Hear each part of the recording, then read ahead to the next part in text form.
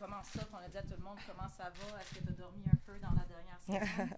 Oui, un petit peu. C'est sûr que le sommeil est court, mais ça vaut la peine. Je pense que juste d'en profiter, c'est facile de se lever le matin, puis d'en profiter, puis avoir des événements tout le monde ensemble, pour être honnête.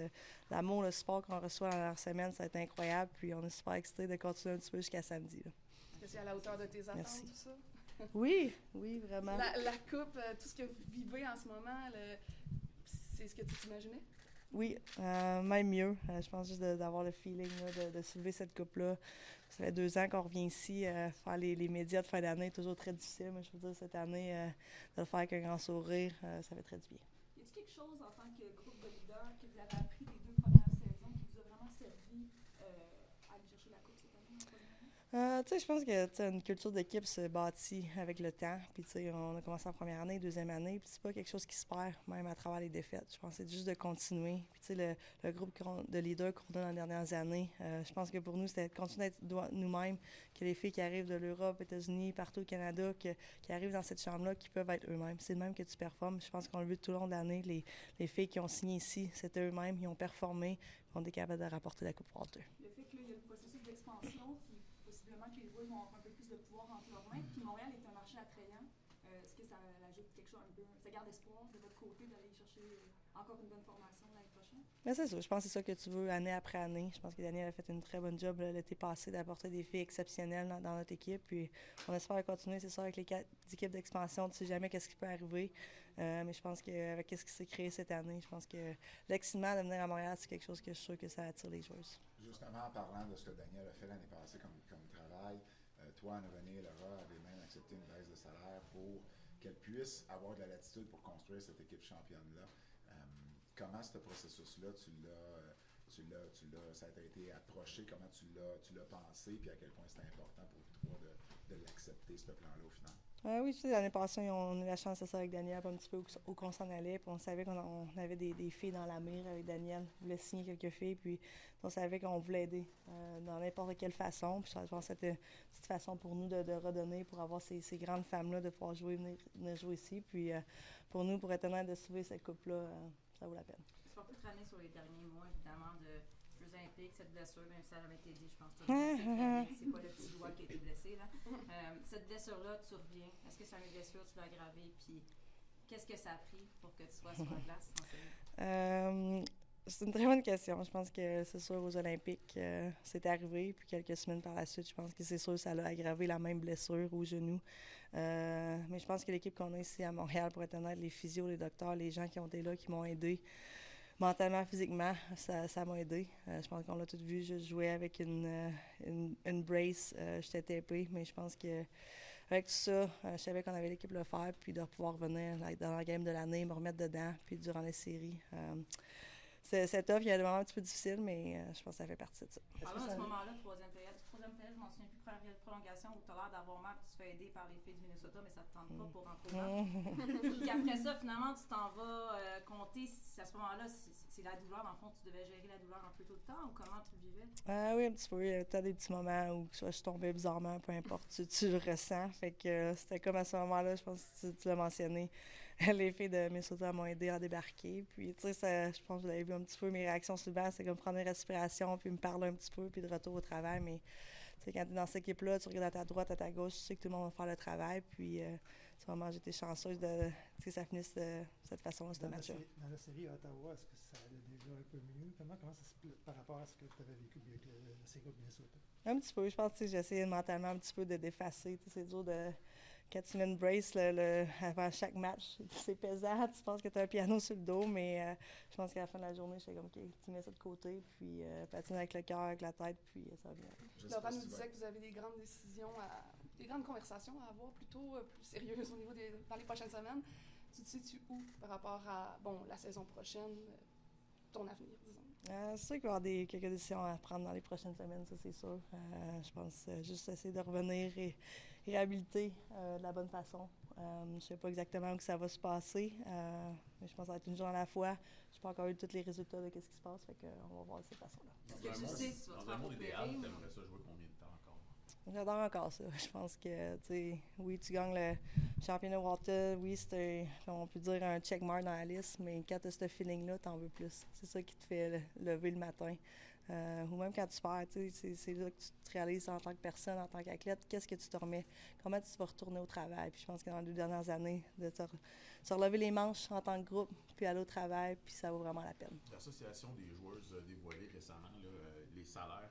Historiquement parlant, lorsque c'est arrivé dans d'autres ligues, ça a été bon pour les joueurs, les joueuses. Éventuellement, les salaires ont augmenté, tout ça.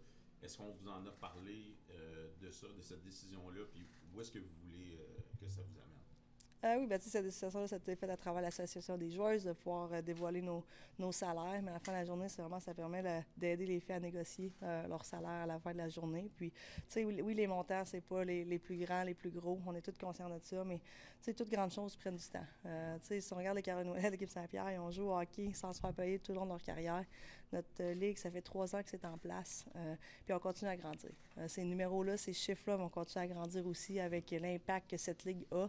Mais si tu regardes la WNBA, de voir les chiffres qui sont cette année, ça a pris 30 ans pour se rendre là. Alors, de voir où qu'on est après 3 ans avec les 4 équipes d'expansion encore, 2 équipes l'année prochaine, c'est du positif. Mais je pense que oui, il y a encore du travail à faire. Je pense qu'on n'est pas satisfait. On va continuer de pousser ensemble les limites, puis pousser les barrières, non seulement pour nous-mêmes, mais la génération future. Je pas le choix de poser la question. Est-ce que tu vas devoir te faire opérer? Est-ce que c'est une information que tu as présentement? C'est ça, j'attends encore les résultats. Alors, on va voir cet été. Ça va être des décisions à prendre. As-tu une idée de quand tu vas remettre la réponse à cette question-là? Sûrement dans les prochaines semaines. Dans les prochaines semaines. Je ne sais pas si tu vas être capable de me répondre, mais sur 100%, mettons, en série, tu jouais à quoi? C'est à toi de me le dire, mon père. Qu'est-ce que t'en penses? J'ai pas de chiffre, mais c'est sûr que c'était pas 100%. Je sais pas exactement, mais j'ai épuisé. Tu parles de ta passion, tu aimes ça jouer au hockey. Je pense que sûrement tu jouerais jusqu'à 75 ans, selon comment on te connaît en tant que journaliste. Mais c'est où la fine ligne en veux pas, tu as beaucoup de hockey derrière la cravate, puis ton corps, à un moment donné, il prend le coup. Est-ce que ça fait partie de tes réflexions de à quel point il faut que tu peux pousser ton corps? Et où la limite? Non, c'est ça, 100%. Je pense que les derniers temps, je ne mentirais pas. Depuis février, tu sens tellement fort pour ces moments-là. Tu mets un petit pas de recul. Mettre l'équipement vers la fin, c'était dur quand la jambe elle pèse à peu près 5 et 10 livres de plus. Alors, c'est des moments difficiles, mais encore une fois, mentalement, physiquement, quand c'est connecté, tu peux aller loin. Mais je pense que mentionner dans les prochaines semaines, il va y avoir des décisions à prendre, puis on va voir. On va parler avec Laura de ce moment-là sur la glace, qui a dit que c'est la pire douleur qu'elle a vécue.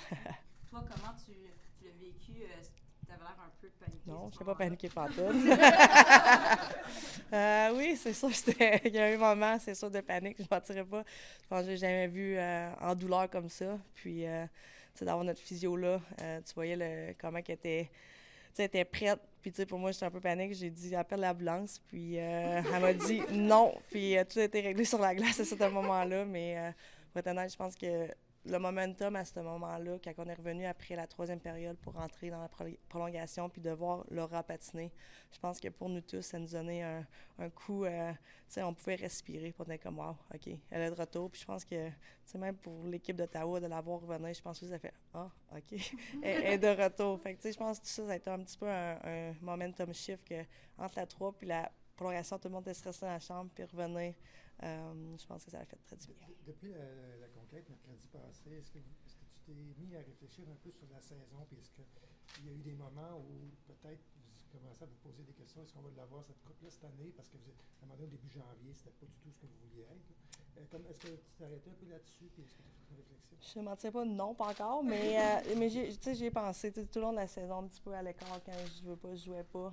Tu regardes l'équipe évoluer, tu vois l'équipe élever le jeu match après match. Puis oui, tu as mentionné le mois de janvier, ça n'allait pas super bien, mais je pense que c'est ça une saison. C'est comment, en tant qu'équipe, tu es capable de te relever quand il est un petit peu difficile. Puis je peux vous dire, tout au long de l'année, on perdait une partie le lendemain, on te répète à revenir, puis on gagnait. Puis ça, c'est quelque chose, comment la résilience, puis le caractère qu'il y avait dans cette chambre-là, c'était remarquable. Puis, on avait des conversations très importantes où ça allait un petit peu moins bien, mais tout le monde était prêt à écouter et savoir comment changer. Puis je pense que c'est vraiment ça qui a fait le succès. Puis être présente aussi. Pas notre but au début de l'année, c'est la Coupe Walter.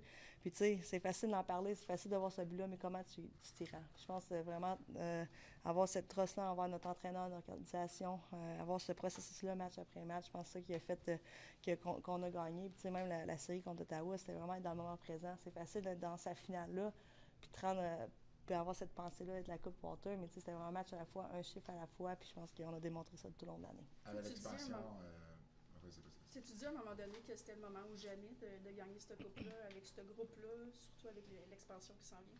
Oui, 100%. Je pense que, tu veux pas, on va à 12 équipes. Ça va être de plus en plus difficile dans cette ligue-là. Puis de pouvoir faire ça, troisième année, de pouvoir suivre les pas. Tu sais, pour moi, personnellement, de suivre en tant un des leaders sur l'équipe, de suivre les pas de Kendall Corn Schofield, c'est quelque chose qui est remarquable. Elle a fait tellement pour cette ligue-là. Puis, tu sais, finalement, on finit première. Il faut choisir notre équipe. De gagner la première série, je pense qu'il y avait beaucoup de pression de cette façon-là. De revenir match numéro 5 à la maison, de pouvoir gagner, puis finalement gagner cette Coupe Walter. Oui, il y avait beaucoup de pression, mais je pense que les filles étaient prêtes, puis on a fait ça en groupe, puis je suis super fière.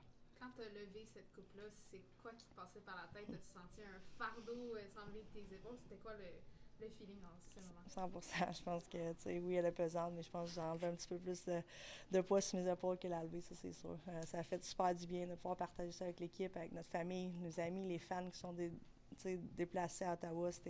C'est magnifique. Puis, je pense que tu vois les émotions, que tu vois à travers les photos, les vidéos, de pouvoir partager avec, les Maggie Flaherty qui est venue du Minnesota, loin de la maison. C'est la première fois qu'elle partait. Elle a trusté que, on allait faire le travail ici, puis on l'a fait. Puis de pouvoir partager ça avec ces grandes femmes-là, les filles, ça fait depuis le début, qui sont ici, les Murphy, les Tabins, c'est remarquable. Puis vraiment, d'avoir levé cette coupe-là, ça l'a fait du bien. Puis de recevoir l'amour et le support qu'on a reçu dans la semaine, ça aussi, ça fait très du bien. Il y a personne qui va aborder ce sujet-là avec Marie-Philippe Poulin, évidemment. Là, tu parles des projets avec Laura, tu parles de ton corps, évidemment.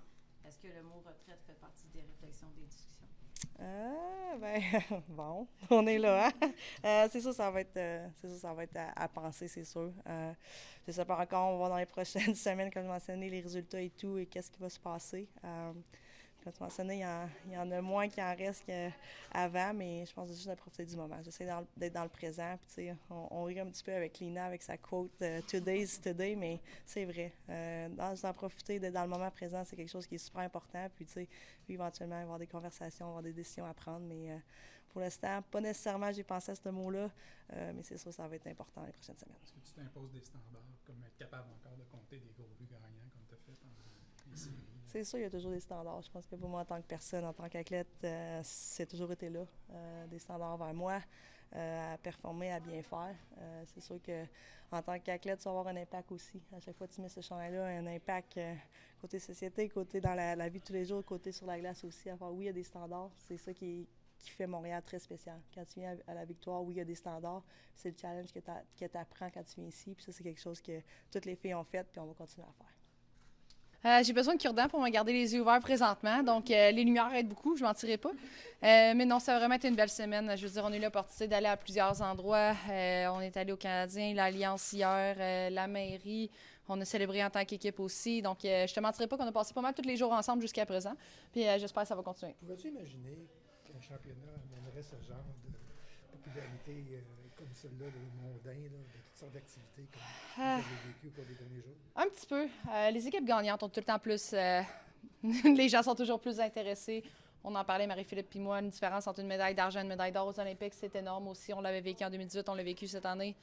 Donc oui, on savait que la différence entre gagner et perdre, c'était important pour la ville, la communauté. Donc on est vraiment contente qu'on ait pu remporter justement ce championnat-là à Montréal et puis célébrer ça avec mes coéquipières, les partisans, un petit peu tout le monde. Tu es finaliste pour gardienne de l'année, puis également joueuse la plus utile de l'année. C'est un des deux qui te parle davantage? J'ai déjà celui-là qui compte le plus. On a la Coupe Walter, puis on en parlait avec Marie-Philippe plus tôt, puis Daniel, puis on est comme l'année passée, on aurait échangé tous les trophées individuels pour celui-là. Donc, peu importe ce qui va arriver cette année, ça me dérange pas. On a le plus beau de la gang. Durant l'absence de Marie-Philippe, est-ce que tu t'es mis un peu plus de pression sur les épaules de devoir justement peut-être livrer un petit peu plus, même si tu livres la marchandise à chaque match? Est-ce que tu t'es mis cette pression-là? Non, je dirais pas ça. Comme tu as mentionné un petit peu à chaque partie, je l'approche de la même façon, toujours essayer de donner une chance à ton équipe de gagner. Il y a beaucoup de joueurs qui ont levé le jeu d'un cran lorsque Marie-Philippe était absente, lorsque Erin était absente, Maureen Murphy. On a perdu des gros morceaux un petit peu tout au long de la saison, mais ça a donné des opportunités à des joueurs qui n'avaient pas eu au courant des dernières années ou en début de saison. Tout le monde a contribué, puis ça a vraiment été le fun de voir ça dans le vestiaire. On demande à tout le monde comment ça va physiquement. Là. Tu vois comment ça va. Puis je reviens sur un moment spécifique. Au premier tour, à un moment donné, en troisième période, tu fais un déplacement, tu sembles avoir mal. Tu n'as pas l'air bien en sortant, mais tu es revenu. ça faisait mal, tu paniquais. Peux-tu me dire comment tu vas et qu'est-ce qui s'est passé à ce moment-là? Ah non, c'est juste un bâton d'une de mes coéquipières en pleine gorge. Là. Fait que ça passe rapidement. C'est pas le genre de choses qui durent longtemps. C'est plus le choc, la surprise, puis de faire un peu le souffle au début. Mais non, j'ai fini l'année en santé. Je suis fatiguée présentement, mais ça n'a rien à voir avec le hockey. Donc, j'étais en pleine forme.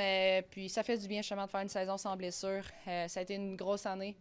Mais là, de finir la saison sans avoir besoin de faire de la réhabilitation, ça va faire du bien au moral. Il y a 2 joueuses qui ont dit dans les scrums qui ont dit que tu avais un impact au niveau dans le vestiaire. Évidemment, sur la glace, on le voit, là, mais dans le vestiaire, tu étais du genre à dire « paniquez pas, ça va bien aller ». Qu'est-ce que ça fait d'entendre ça? C'est un rôle que t'aimes? Tu t'en rends compte? Je préférais me concentrer des fois sur arrêter des rondelles, mais tu apprends avec le fait d'être vétérante, le fait d'être gardienne de but. Il y a beaucoup de gens qui se tournent vers toi, qui te regardent, comment tu agis, qu'est-ce que tu fais. Puis je pense que c'était un petit peu mon rôle cette année, justement, de calmer les joueuses. De s'assurer qu'il y a des victoires, ça prend du temps. Tu n'es pas obligé de gagner dans les 5 premières minutes de la partie. Ça peut être la fin. Et puis, le plus que tu continues de travailler, de faire les bonnes choses, le plus que ces choses-là vont arriver. Donc, j'essayais d'être très calme. Il y a juste le 4e but quand Lina a scoré que là, je me suis permis de célébrer comme il faut. Tu as eu peut-être, probablement, au niveau des statistiques, en tout cas, l'année que tu as connue, c'est absolument fabuleux. As-tu fait de quoi de spécial, différent avant le début de l'année pour mettre cette année-là en marche? Comment t'expliques tout ça? J'ai pas patiné de l'été. Je pense que je vais reprendre la même recette.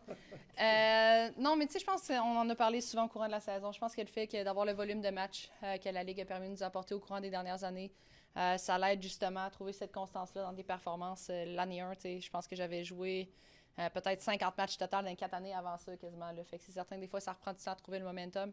Mais j'adore le défi de la Ligue, j'adore les opportunités qu'on a.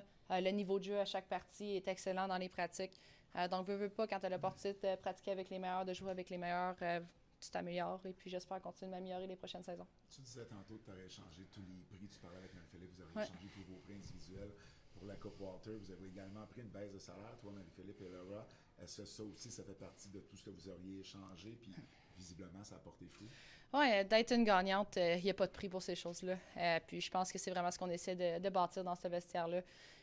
Oui, on veut gagner, puis c'est une façon de gagner. C'est d'en laisser peut-être une partie du gâteau aux autres aussi pour attirer les bonnes personnes, les bonnes leaders, les joueuses qui veulent venir jouer ici.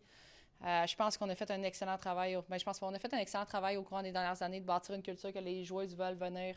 Notre base de partisanes sont tout simplement exceptionnelles. Les gens veulent venir jouer à Montréal et puis pour nous, c'est vraiment continuer de bâtir ça. Il y a des joueuses qui jouent pour différentes raisons d'autres. Il y en a qui jouent pour l'argent. Nous aussi, on joue pour gagner. J'ai posé la même question à Laura. Est-ce qu'une autre baisse de salaire pourrait être une option l'année prochaine? Je te demandais pour bâtir une autre équipe championne. Ouais, je dirais pas ça à voix haute, parce que Daniel va m'appeler. Donc, non. Non. Mais comme j'ai dit, tu sais, quand tu gagnes, puis tout, il y a d'autres choses qui viennent avec ça. Il y a des bonus, des choses comme ça. Donc, il n'y a pas de prix pour le sentiment de gagner, de célébrer comme ça. Et puis, je pense qu'il y a quand même des limites à baisser le salaire. Mais tu sais, je veux dire, je pense que je suis prête à faire. Si Daniel l'appelle, qui a besoin d'un... C'est sûr que je vais dire oui. On joue pour gagner. Je veux avoir l'opportunité de jouer dans les séries à chaque saison. Jouer en finale, c'est ces moments-là que j'aime. C'est les moments que je rayonne. Puis en tant qu'athlète, c'est là que tu veux compétitionner. Donc, on essaie d'attirer ces joueuses-là ici. Et puis, je suis confiante que justement, de gagner cette année, ça va aider. C'est quand même un deuil de savoir qu'il y a plein de joueuses de cette équipe-là qui ne sont pas de retour en équipe. Oui, mais là, je ne mentirais pas qu'on ne sait pas trop ça va ressembler à quoi au courant des prochaines semaines. Là. Fait que j'ai comme espoir que les joueuses vont vouloir rester ici. J'ai espoir qu'il se trouve des joueuses ailleurs, les autres équipes d'expansion, pour qu'on garde notre équipe. Donc, je ne mentirais pas, c'est un petit peu différent de l'an passé, où est-ce qu'on savait que certaines joueuses allaient partir, tandis que cette année, on peut comme espérer potentiellement les garder. Et puis, j'espère justement que ce qu'on a bâti ici, les joueuses vont vouloir rester. T'avais-tu l'impression que c'était le moment de gagner ou jamais, en raison de l'expansion, puis du fait qu'il va y avoir 4 équipes de plus? Toujours le temps pour gagner. Qu'il y ait plus d'équipes, plus de compétition, c'est seulement le fun, ça allège juste au défi. Je pense que c'était le bon temps pour gagner justement avec l'équipe qu'on avait. On avait vraiment un beau groupe dans le vestiaire. J'espère qu'on va réussir à répliquer ça au courant des prochaines années, même s'il y a quelques ingrédients qui vont être différents, il n'y a aucun doute là-dessus. Mais non, je veux dire, c'est un plus beau défi à 12 équipes. Je sais qu'il y en a qui sont comme vous avez gagné quand même juste vite. Je suis comme, ben, j'espère qu'on va gagner encore pendant longtemps. Je sais que tu dis, j'ai pas fini, puis j'espère que le meilleur est à venir. Des fois aussi, tu dis, ben, je rajeunis pas. Puis tu dis aussi, j'aimerais avoir des enfants. T'en es où aujourd'hui? Je sais pas, ça dépend des journées. J'imagine un petit peu comme tu as dit, là, il y a des journées que je veux une chose, une journée je veux l'autre. Je sais que je veux continuer à jouer, ça c'est certain. Fait que l'année prochaine, j'ai l'intention d'être là. S'il y a d'autres projets qui arrivent dans ma vie, je vais les prendre à bras ouverts, il n'y a aucun doute là-dessus. Mais je sais pas où est-ce que la vie m'apporte. Je vais en profiter une journée à la fois présentement. Mais c'est certain que c'était pas ma dernière saison dans la Ligue. Le championnat du monde en novembre, c'est quelque chose que ça continue. Quand tu dis jouer, le championnat du monde, ça fait partie des... Oui, championnat du monde. Il y en a un à Québec aussi qui s'en vient. Fait que, je sais que ma famille l'a encerclé sur le calendrier. Donc, j'ai l'intention de continuer de jouer avec le Canada. C'est un honneur de représenter mon pays. C'est un honneur de compétitionner au plus haut niveau qu'il n'y a pas. Donc, tant que les personnes vont me choisir, je vais être là. On parlait de l'expansion tantôt, à quel point c'est important justement d'arriver à cette stabilité-là, puis de ne plus en avoir d'expansion pour que vous puissiez avoir la même équipe année après année. Oui, c'est certain que à chaque année, il va quand même avoir du changement. Il va quand même avoir justement des joueurs qui vont bouger, des agents libres, des échanges, des choses comme ça. C'est certain que je pense qu'en tant que Ligue, les partisans, tout le monde, on est un petit peu... on est prêts à avoir cette stabilité-là. Mais c'est un beau problème à avoir quand on disait ça. Il y a 3 ans, on était seulement 6 équipes. Maintenant, on a doublé le nombre d'emplois qui est disponible, pas seulement sur la patinoire, mais au niveau des entraîneurs, entraîneuses, au niveau de la gestion, au niveau d'un petit peu partout, la quantité de personnes que la Ligue emploie, c'est assez énorme. La quantité de médias qui peuvent nous couvrir, il va y avoir des nouvelles opportunités dans d'autres marchés aussi. Donc, je pense que c'est un beau problème à avoir présentement. Mais oui, j'espère pas avoir peur de mettre ma maison en vente à la fin de chaque saison. It's been, I guess it's a week today, which is crazy, as you can hear from my voice, but what a dream it's been. Honestly, every single experience has been amazing, and I think it's been unique and different in their own way. But for me, it's really cool to see how many different worlds this organization, women's sports, women's hockey has impacted. Like, we go to the mayor and you see a really different group of people coming out to support us. You go to a hockey game, you go to a basketball game. Honestly, all the different events, it's amazing to see the different people that the Victoire, the PWHL, women's sports are having a huge impact on, and we're just really lucky to be a part of it. A few weeks ago, you told me that you and Phil wanted to build a family and that you were talking a lot about the future. But you also wanted to win the cup. Now that it's done, yeah, no, we still haven't quite had a serious conversation yet. We've been enjoying this moment, and we keep saying it every morning we wake up. We're like, wow, we're a little bit tired.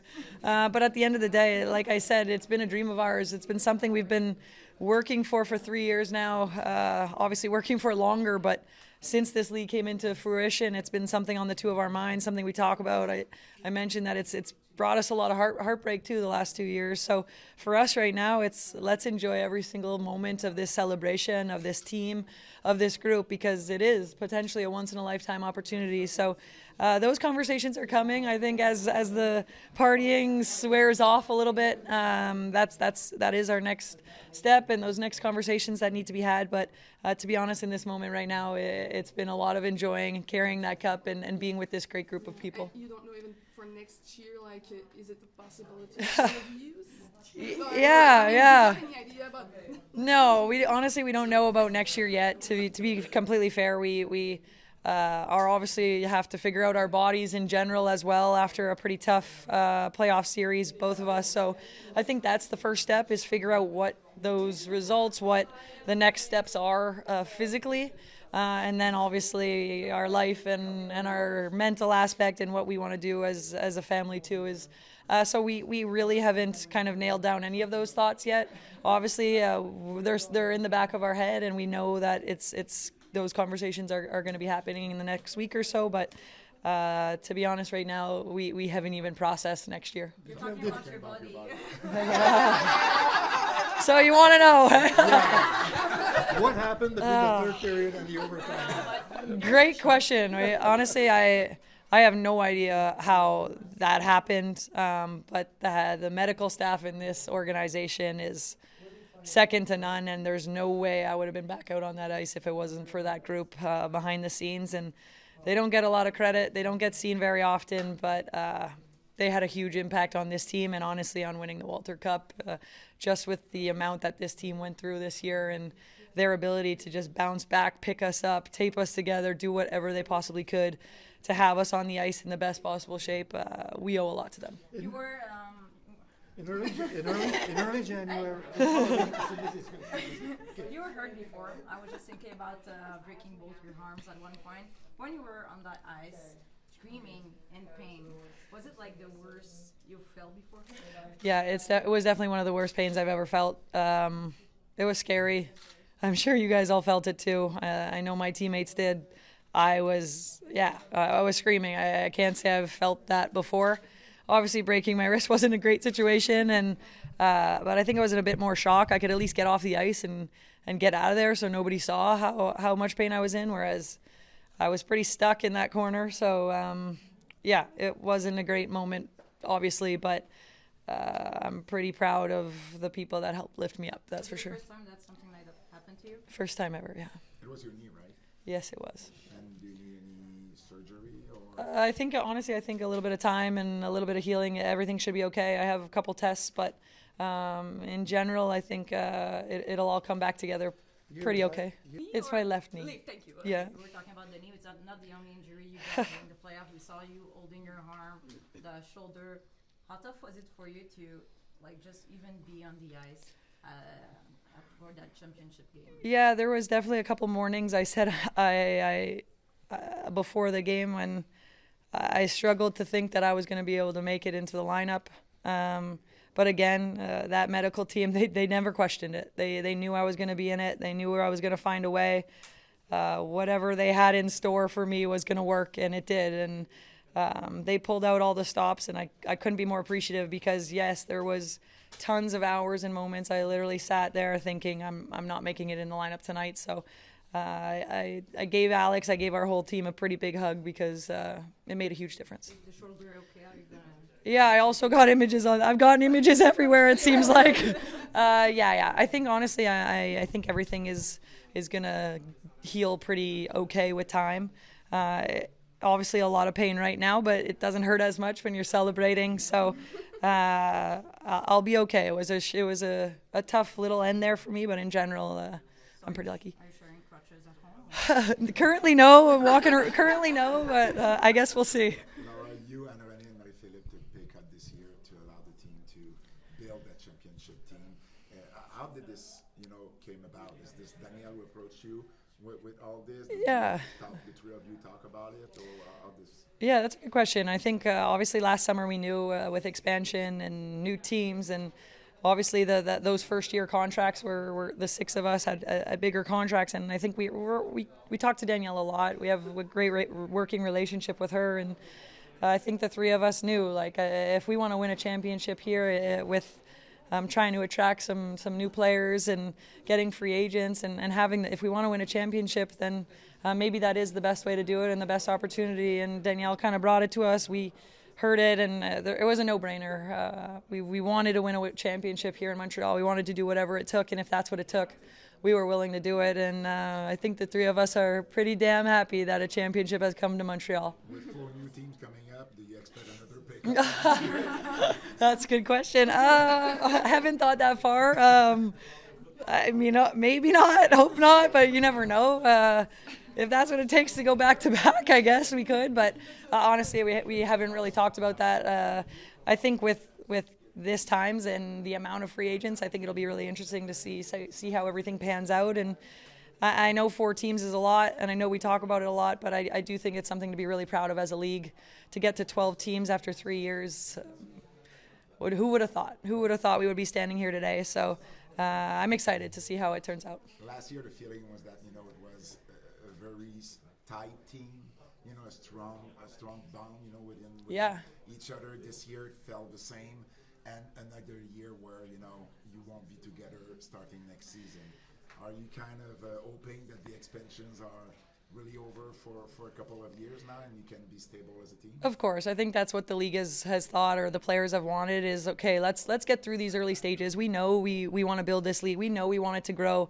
We want it to be sustainable for forever. That's all of our goals here. We want little kids to be able to play in this year 20, 30, 40 years down the line, and we want it to be even better than where it is at today. So for us, it's like, okay, if getting to 12 teams right now helps it become sustainable forever, then we're in. And of course, we want it to stay stable. We want our teammates to remain the same. We would take this team any day. We just won a championship together. The last thing we want to do is all separate. But I think coming into this year, we knew that this was potentially a once in a lifetime again opportunity.